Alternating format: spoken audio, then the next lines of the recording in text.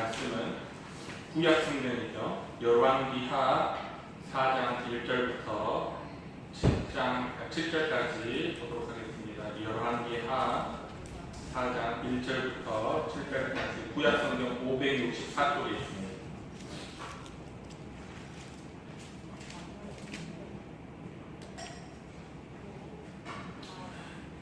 구약 성경 564쪽 열왕기하 4장 1절부터 7절까지 우리 한 목소리로 같이 읽어봅니다. 시작. 선지자의 제자들의 아내 중에 한 여인이 엘리사에게 부르짖어 이르되 당신의 종 나의 남편이 이미 죽었는데 당신의 종이 여호와를 경외한 줄은 당신이 아시는 바니이다. 이제 빚준 사람이 와서 나의 두 아이를 데려가 그의 종을 삼고자 하나이다 하니 엘리사가 그에게 이르되 내가 너를 위하여 어떻게 하랴? 내 집에 무엇이 있는지 내게 말하라. 그가 이르되 계집종의 집에 기름 한 그릇 외에는 아무것도 없나이다 하니 이르되 너는 밖에 나가서 모든 이웃에게 그릇을 빌리라. 빈 그릇을 빌리되 조금 빌리지 말고 너는 내 두 아들과 함께 들어가서 문을 닫고 그 모든 그릇에 기름을 부어서 차는 대로 옮겨 놓으라 하니라. 여인이 물러가서 그의 두 아들과 함께 문을 닫은 후에 그들은 그릇을 그에게로 가져오고 그는 부었더니 그릇에 다 찬지라. 여인이 아들에게 이르되 또 그릇을 내게로 가져오라 하니 아들이 이르되 다른 그릇이 없나이다 하니 기름이 곧 그쳤더라. 그 여인이 하나님의 사람에게 나아가서 말하니 그가 이르되 너는 가서 기름을 팔아 빚을 갚고 남은 것으로 너와 내 두 아들이 생활하라 하였더라. 아멘. 오늘 이 본문의 말씀을 가지고 기름병과 과부라는 제목으로 함께 말씀을 나누고자 합니다. 이 말씀은 제가 원래 이렇게 말씀을 순서대로 성경 말씀을 순서대로 이렇게 강의를 하잖아요. 그런데 제가 지난주에 저녁에 기도하고 이제 누워서 잠을 청하려고 할 때 이 말씀이 되게 떠올랐어요. 그럼 이 말씀을 가지고 말씀을 한번 증거해야겠다, 전해야겠다라는 생각을 가지고 말씀을 준비했습니다. 제가 그날 밤에 제가 지나간 날들을 이렇게 돌아보고 또 앞으로의 삶을 놓고 기도하던 중이었어요. 기도하던 중에 제가 그런 생각이 들었던 것 같아요. 기도할 일이 참 우리 인생에는 많은 것 같아요. 제가 아이들이 조금만 할 때는 그게 다인 줄 알았던 것 같아요. 이렇게 키우면 되지 했는데 아이들이 크니까 기도할 일이 또 다 생기더라고요. 하나하나마다 다 기도할 일이 생기고 또 하나님 앞에 엎드려야 할 일이 생기더라고요. 그래서 참 생각해보니까 기도할 일이 참 많은 것 같아요. 개인적으로도 그렇죠. 가정적으로도 그렇죠. 교회적으로도 그렇죠. 사회적으로도 그렇죠. 그런데 그런 모든 기도할 일들은요, 하나님이 도와주셔야 가능한 일입니다. 그렇죠? 우리가 하나님이 그런 일들을 하나하나 도와주셔야 우리가 삶을 살아갈 수 있는 거예요. 그런 기도를 이렇게 하는데 하나님 이 말씀이 생각났어요. 모든 이웃에게 그릇을 빌리라. 이 말씀의 배경이 그렇습니다. 엘리야 시대부터 엘리사 시대까지 그 시대에는 선지자의 제자들이라고 불리는 사람들이 있었어요. 우리 흔히들 말하는 선지 생도들이죠. 있었습니다. 오늘날로 쉽게 표현하면 신학생들 또는 목회자 후보생들 또는 예비 목회자들이에요. 이들 중에 이제 한 제자가 이 부인과 두 아들을 남겨놓고 무슨 이유인지 모르지만 일찍 죽었어요. 어느 날 엘리사가 이 선지 제자들이 모인 그 선지 동산을 방문했을 때 남편을 일찍 여인이 이 선지자의 아내가 선지생도의 아내가 엘리사를 찾아와서 간곡히 도움을 요청합니다. 내 남편은 이미 죽었는데 이제 빚준 사람이 찾아와서 내 두 아이를 데려다가 자기 종을 삼겠다고 하니 선지자님 엘리사여 도와주세요. 어떻게 해야 합니까? 그 말이죠. 어떻게든 도와달라는 요청이었습니다. 그때 엘리사가 이 여인에게 그렇게 묻습니다. 너의 집에 무엇이 있느냐? 내 집에 무엇이 있느냐? 그랬더니 우리 집에는 기름 한 그릇밖에 없습니다. 다른 건 아무것도 없고 이제 밥그릇에 기름 한 그릇 남았습니다. 그랬더니 이제 엘리사가 뭐라고 하냐면 너는 밖에 나가서 모든 이웃들에게 그릇을 빌려와라. 그릇을 빌려온 후에 집 안에 들어가서 문을 닫고 너의 그 기름 그릇을 가지고 그 빈 그릇에다가 기름을 부어라. 그래서 차면 옮겨놓고 네가 빌려온 그릇들에다 그렇게 기름을 부어라고 했습니다. 여러분 우리가 생각하면요 기름이 한 그릇밖에 없는데 한 종지밖에 그릇이 없는데요 이웃에게 그릇을 빌려와서 거기에다 기름을 부으라는 말이 이게 얼른 이해가 안 가잖아요. 그 과부가 여러분 그릇을 몇 개 빌렸을까요? 여러분 몇 개 빌렸을 것 같아요? 100개요. 잘은 몰라요. 잘은 모르지만 분명히 오늘 말씀해 보니까 그 여인이 빌려온 그릇 수대로 기름이 가득 찼다고 그랬어요. 얼마나 놀랐겠어요. 생각해보세요. 여기 그 기름 그릇이 있는데요. 그릇에다 붓는데 차고 또 찼는데 기름 부으면서 얼마나 놀랐겠어요. 그렇죠? 5절에 보니까 여인이 물러가서 그의 두 아들과 함께 문을 닫은 후에 그릇에 부었더니 그릇이 다 찬지라. 여인이 아들에게 이르되 또 다른 그릇이 없냐? 다른 그릇을 내게 가져오라 하니 아들이 이르되 다른 그릇이 없나이다 하니 기름이 곧 그쳤더라 그랬어요. 여러분 이 이야기의 핵심은 두 가지인 것 같아요. 첫째가 뭐냐면 믿음의 분량입니다. 믿음의 분량. 여러분이 만일 이 사람이었다면 엘리사가 가서 빈 그릇을 좀 빌려와라 했을 때 여러분은 몇 개 정도 빌리시겠어요? 한 100개. 제가 보니까요 어떤 사람은요 하나도 안 빌렸을 거예요. 무슨 얼토당토 않는 얘기야. 빈 그릇을 왜 빌려옵니까? 그래서 어떤 사람은 그릇을 하나도 안 빌려오고 그냥 없던 일이 됐을 거예요. 또 제가 생각해보니까 어떤 사람은 한 서너 개쯤 빌렸을 거예요. 왜냐하면 기름종지에 기름이 가득한 걸 몇 개에다 나눠 담겠어요. 그러니 한 서너 개쯤 빌려서 여기다 조금씩 담아야지. 그 정도는 우리가 이해할 수 있으니까 우리 상식에 맞으니까 우리 상식에 맞는 대로 한 서너 개쯤 빌렸을 거예요. 그런데 이 여인은 적어도요 그릇을 많이 빌린 것 같아요.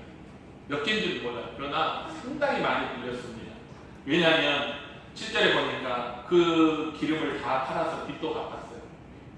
그리고 빚 갚은 후에 남은 것으로 두 아들과 먹고 살 수 있게 되었습니다. 7절에 보니까 그 여인이 하나님의 사람에게 나아가서 말하니 그가 이르되 너는 가서 기름을 팔아 빚을 갚고 남은 것으로 너와 내 두 아들이 생활하라 하였더라 하셨습니다. 여러분 내가 빌린 그릇의 수가 믿음의 분량이에요. 각 사람의 믿음의 분량. 이 여인이 믿음의 분량이 컸던 거예요. 여러분 믿음은요 믿습니다 하고 말하는 게 아니에요.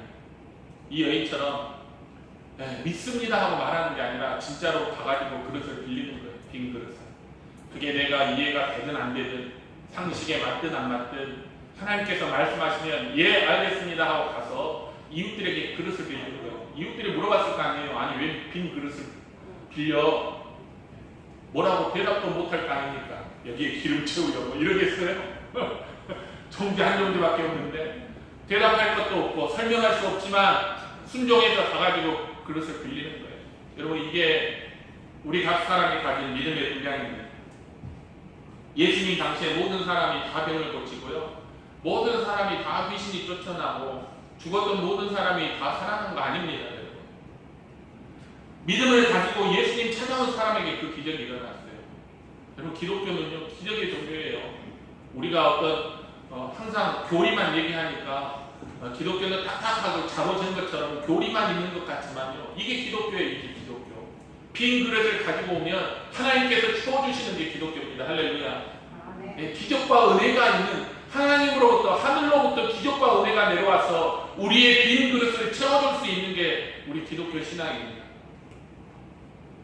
예수님이 말씀하셨어요. 네 믿음대로 될지어다. 그래서 이 여인은 믿고 그릇을 많이 빌려왔더니 정말 그 그릇들이 다 차고 나서야 기름이 멈췄다고 성경은 기록합니다. 여러분, 기독교는요, 논리의 종교도 아니고 어떤 이성의 종교도 아니, 기독교는 믿음의 종교입니다. 믿음 위에 역사가 일어납니다. 믿음으로 우리가 구원을 받아요. 믿음으로 기적이 일어납니다. 우리 그리스도인이 다른 것으로 세상을 이긴다고 성경은 얘기하지 않고 믿음으로 세상을 이긴다고 얘기를 했습니다. 그래서 하나님께서 뭐라고 했냐? 내 입을 크게 열어라, 내가 채우리라. 여러분, 내 이 입을 크게 열라는 것이 무슨 뜻이겠어요? 믿음의 분량을 크게 가지라는 거예요. 크게 믿어라, 크게 채워주리라, 그 말씀입니다. 너희들이 크게 믿어라, 그러면 그 믿음만큼 내가 채워주리라, 하나님께 하시는 말씀이에요. 여러분, 믿음이 적어서 하나님께 기대하고 소망하는 것이 작은 사람은요, 작게 채워지는 거예요. 자기 그릇만큼 채워져요. 그러나 믿음이 커서 기대하는 것도 크고 하나님께 큰 꿈을 가진 사람은 하나님께서 큰 것으로 그 사람이 가지고 있는 그릇만큼 하나님께서 채워주는 것이에요. 그래서 우리는 이 말씀을 통해서 우리 믿음의 분량을 키워야겠구나 하는 교훈을 얻을 수 있습니다. 예수님이 그랬잖아요. 믿음이 적은 자들아 왜 염려하느냐? 믿음이 적은 자들아 왜 의심하느냐? 여러분, 적은 믿음이 있어요, 세상에. 적은 믿음은요, 그만큼만 채워주시는 거예요. 아니, 하나님께서 적은 믿음에 넘치도록 채워주셔도 그만큼이 넘쳐봐요. 그러나 믿음의 그릇이 크면 하나님께서 크게 채워주시고 그게 우리 삶에 부족함이 없다는 것을 이 말씀을 통해서 깨달을 수 있습니다. 여러분, 그리스도의 삶은요, 믿음의 삶이에요. 교회 다니고 예배드리고 기도하는 것이 믿음의 삶이 전부가 아니에요. 주일날 교회 나와서 예배드리고 하루에 정해놓은 시간 그때 기도하고 성경 정해진 시간에 말씀 펴서 읽는 게 그게 믿음의 삶이 아니고 우리가 살아가는 모든 삶이 믿음의 삶이에요. 과거에는 우리가 믿음 없이 먹고 자고 수고하며 살았지만 여러분, 우리는 이제는 1분 1초 모든 매 순간을 믿음으로 살 수 있는 그런 사람이 된 거잖아요. 우리가 사는 삶은 우리 능력으로 사는 삶이 아닙니다. 하나님의 능력으로 사는 거예요. 제가 전날 밤에 기도했다고 그랬죠. 기도하다가 이 말씀을 그때 기도할 때 무슨 생각을 해봤냐면 과거 내가 어떻게 살아왔는가를 생각했습니다. 어떻게 살아왔을까? 저희 큰아이가 17년인데 저희 집사람하고 결혼해서 17년간을 살아왔는데 17년 동안 살아온 모습을 생각해보니까 다 기적인 거예요. 매 순간 매년 지금까지 지금 사는 것도 여러분 기적인 거예요. 우리의 삶은 하나님이 채워주시는 것으로 우리의 믿음에 대해서 하나님이 채워주시는 것으로 사는 것이 우리의 삶입니다. 할렐루야. 여러분의 삶이 믿음으로 채워지는 삶이라는 사실을 여러분 기억할 수 있었으면 좋겠습니다. 로이드 존스 목사님도 이 말씀을 강의하셨더라고요. 제가 그래서 서재에서 찾아가지고 그 책을 읽어봤어요. 그랬더니 이 말씀을 강의하면서 결론부에 이런 말씀을 쓰셨어요. 그토록 많은 그리스도인들이 하나님께서는 그들을 하나님의 자녀, 왕자와 공주들로 삼으려고 하시는데도 궁핍한 자들로 살아가는 것을 만족해 하다니 이것이 도대체 무슨 비극이란 말입니까? 이렇게 써놨더라고요. 다시 말하면 우리 그리스도인들이 큰 믿음의 그릇을 하나님의 자녀로서의 믿음의 그릇을 가지고 사는 것이 아니라 그냥 하나님 없는 사람들처럼 작은 믿음의 그릇을 가지고 살아간다는, 그래서 그것이 안타깝다는 의미입니다. 여러분, 과거 제가 어렸을 때 동네에 뻥튀기 아저씨가 와요. 뻥튀기 아저씨가 와서 뻥튀기를 하면 집에 있는 양은 그릇을 엄마 몰래 갖다가 주면 그리고 바가지를 갖고 가면 거기다 뻥튀기를 채워주는 거예요. 보물을 갖고 가지고 바가지에다가 뻥튀기를 채워줘요. 근데 법칙이 있습니다. 바가지를 요만한 거 갖고 오면 요만큼 채워줘요. 아저씨가 했다 하면서 가득 채워줘요. 바가지 조금 큰 거 갖고 오면요, 큰 것대로 또 더 가득 채워주는 거예요. 얘다.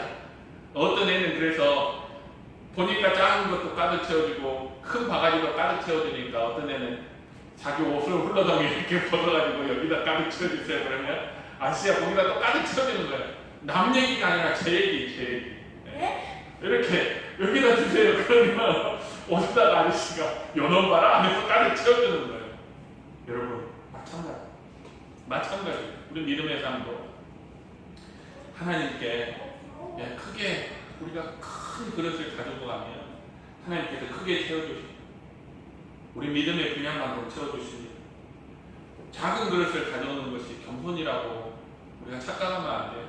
작은 그릇을 가지고 오는 것은요, 겸손이 아니라 예수님 말씀처럼 믿음이 적기 때문에 저는 우리 교회 성도들이 큰 믿음을 가지고 하나님 앞에 큰 꿈을 가지고 큰 기대를 가지고 하나님 채워주시옵소서 라고 하나님 앞에 나아가서 진짜로 그만큼 하나님이 채워주시는 그런 큰 은혜를 받을 수 있는 교회와 성도들이 되시기를 주님의 이름으로 축원합니다.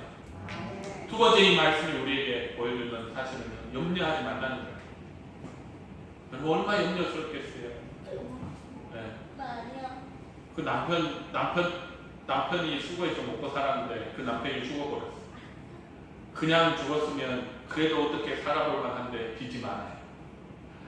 빚도 많고 남편은 죽고 아들은 둘이나 있고 이 여인이 살아갈 일이 깜깜하지 않겠어요? 그때 이 여인이 엘리사를 찾아온 게 하나님의 은혜입니다. 여러분 예수님께서 뭐라 말씀하셨어요? 무엇을 먹을까? 무엇을 마실까? 무엇을 입을까? 염려하지 말라. 너희 아버지께서는 이런 것이 너희에게 있어야 할 것을 아시느니라. 여러분 하나님께서 엘리사 선지자를 통해서요 이 여인에게 필요한 것들을 넘치도록 채워주신 것처럼 하나님께서 때를 따라 도우시는 은혜로 우리들의 필요도 하나님 채워주실 줄로 믿습니다. 우리가 살다 보면 이 여인처럼요 정말 없었으면 하는 일들이 생길 수 있어요. 남편이 죽었잖아요.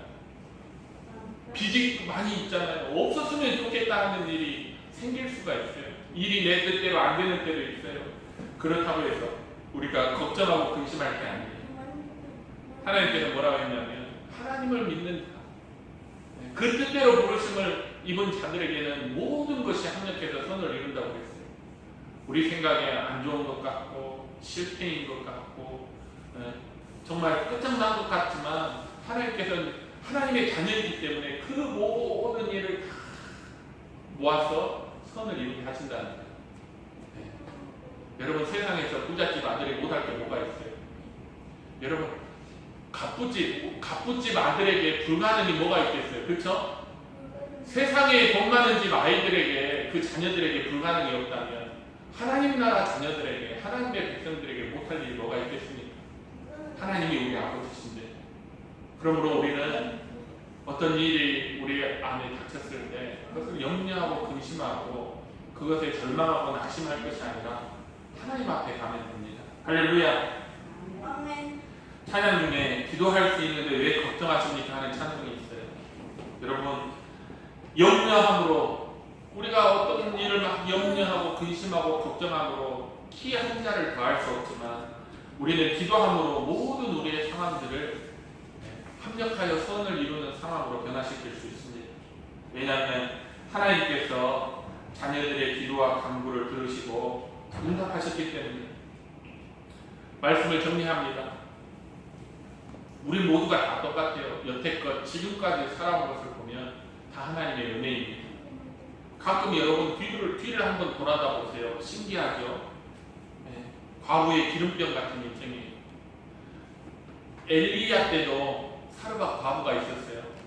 3년 동안 가뭄이어가지고 시냇가에 물이 다 말라버릴 정도로 그러니 농사를 지은들 여러분 뭐 곡식이 나겠습니까? 과일 나무에 열매가 맺히겠습니까? 그러니까 먹을 것이 하나도 없는 거예요. 그래서 이 과부가 아들하고 먹고 죽으려고 한 움큼 각오하고 병에 기름 조금 남은 걸 가지고 먹고 죽으려 했어요. 근데 그것을 엘리야 선지자에게 이렇게 먼저 먹게 한 후에 기적이 일어납니다. 하나님께 드렸다는 뜻이에요. 하나님을 의지했다는 뜻이에요.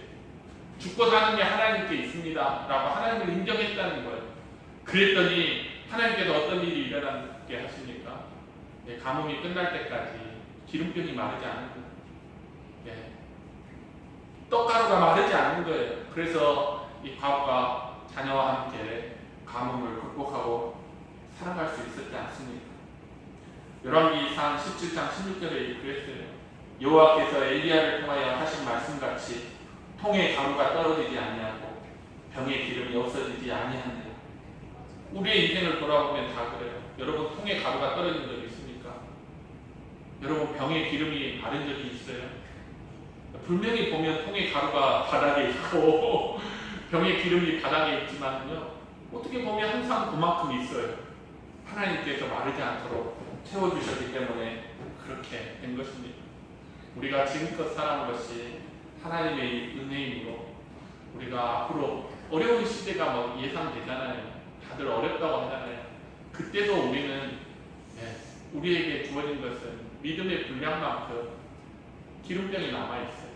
하나님께서 채워주시는 기름 그릇이 남아있단 말이에요. 그렇기 때문에 하나님께 항상 감사할 수 있는 저와 여러분이 되기를 바랍니다. 빌립보서 4장 6절 말씀같이 아무것도 염려하지 말고 모든 일에 기도와 간구로 너희 구할 것을 감사함으로 하나님께 아뢰라 그랬어요. 믿음을 가지고 기도하고 하나님 앞에 감사하며 살아갈 때 하나님께서 채워주시는, 하나님께서 부어주시는 은혜가 우리 교회와 성도들의 삶에 충만하시기를 주님의 이름으로 축원합니다. 기도하겠습니다. 사랑의 하나님 아버지 감사합니다. 하나님 참으로 상황과 환경들은 도저히 불가능한데 하나님께서 이 여인에게, 이웃에게 가서 그릇을 빌라, 그리고 그 그릇에 기름을 부어라 했을 때 이 여인이 큰 믿음을 발휘했습니다. 그리고 많은 그릇을 빌려왔을 때 하나님 넘치도록 하나님께서 채워주시는 은혜를 우리가 말씀을 통해서 봅니다. 하나님 우리 교회와 성도들이 믿음의 큰 그릇을 갖기를 원합니다. 하나님 넘치도록 채워주옵소서. 하나님 우리의 삶에 부어주옵소서. 내가 하나님을 소망하고 하나님을 의지합니다 라고 큰 믿음의 분량을 가지고 하나님 앞에 나아갈 때 하나님 우리 교회와 성도들의 삶을 마음껏 채워주시고 그로 인해서 우리 성도들이 마음껏 하나님을 찬양하고 감사할 수 있는 교회와 성도들이 될 수 있도록 주님 축복하시고 인도하여 주옵소서. 감사드리며 예수님의 이름으로 기도드립니다. 아멘.